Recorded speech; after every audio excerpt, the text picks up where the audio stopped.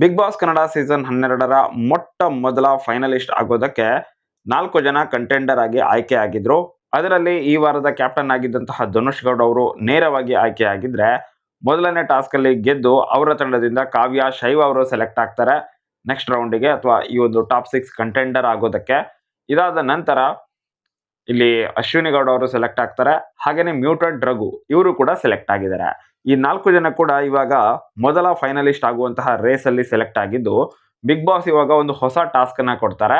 So ಅದ್ರ ಬಗ್ಗೆ ಅಂತೂ ಪಕ್ಕ ಮಾಹಿತಿ ಇಲ್ಲ, ಬಟ್ ಒಂದು ಟಾಸ್ಕ್ ಅಂತೂ ಆಡಿಸಿದ್ದಾರೆ. ಆ ಟಾಸ್ಕ್ ಆದ ನಂತರ ಯಾವ ರೀತಿಯಾಗಿ ಆಗಿದೆ ಅಂತ ಹೇಳಿದ್ರೆ, ಒಬ್ಬರು ವಿನ್ನರ್ ಆಗಿ ಹೊರಗಡೆ ಬರಲೇಬೇಕು.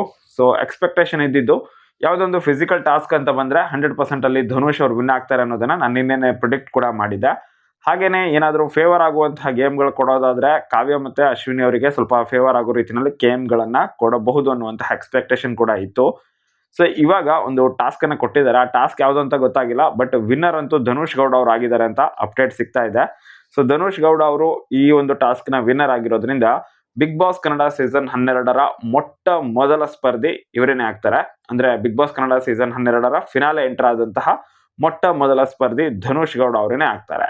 ಸೊ ಧನುಷ್ ಗೌಡ ಅವರು ಇವಾಗ ಅಫಿಷಿಯಲ್ ಆಗಿ ಟಾಪ್ 6ಗೆ ಎಂಟರ್ ಆಗಿದ್ದಾರೆ. ಸೊ ಇವ್ರು ಹೇಗೋ ಎಂಟರ್ ಆಗ್ತಾನೆ ಇದ್ರು, ಬೇರೆ ಯಾರಾದ್ರೂ ಎಂಟರ್ ಆಗಿದ್ರೆ ಇಂಟ್ರೆಸ್ಟಿಂಗ್ ಆಗಿರ್ತಾ ಇತ್ತೇನೋ, ಬಟ್ ಇಲ್ಲಿ ಧನುಷ್ ಗೌಡ ಅವ್ರು ಎಂಟರ್ ಆಗಿದ್ದಾರೆ.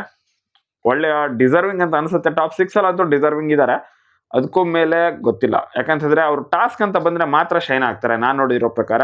ಹಾಗೇನೆ ವ್ಯಕ್ತಿತ್ವದಲ್ಲಿ ಈ ವಾರ ಅವರು ಎಡವಿದ್ರು ಅಂತ ನನ್ನ ಅನಿಸಿಕೆ. ಯಾಕಂತ ಹೇಳಿದ್ರೆ ಇಲ್ಲಿ ಕಾವ್ಯ ಅವರ ಒಂದು ಮೈಂಡ್ ಅನ್ನ ಅವರು ಒಂದ್ ರೀತಿ ಮೈಂಡ್ ವಾಶ್ ಮಾಡ್ತಾ ಇದ್ದ ರೀತಿನಲ್ಲೇನೆ ಇತ್ತು.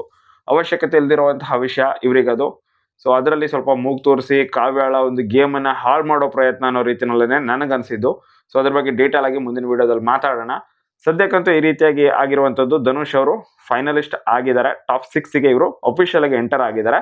ಉಳಿದಿರುವಂತಹ ಮೂವರು ಸೊ ಇವಾಗ ಫೈಟ್ ಮಾಡಬೇಕಾಗಿದೆ. ಈ ವಾರದ ನಾಮಿನೇಷನ್ ಅಲ್ಲಿ ಅವರು ಪಾರಾದ್ರೆ ಮುಂದಿನ ವಾರಕ್ಕೆ ಎಂಟರ್ ಆಗ್ತಾರೆ.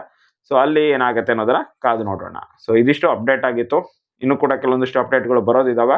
ಅಪ್ಡೇಟ್ಗಳನ್ನು ಆದಷ್ಟು ಬೇಗ ಅಪ್ಡೇಟ್ ಮಾಡ್ತೀನಿ ನಿಮಗೆ. ಅಲ್ಲಿ ತನಕ ಈ ವಿಡಿಯೋಗೆ ಆದಷ್ಟು ಲೈಕ್ ಮಾಡಿ, ನಿಮ್ಮ ಎಲ್ಲ ಫ್ರೆಂಡ್ಸ್ ಜೊತೆ ಶೇರ್ ಮಾಡ್ಕೊಳ್ಳಿ.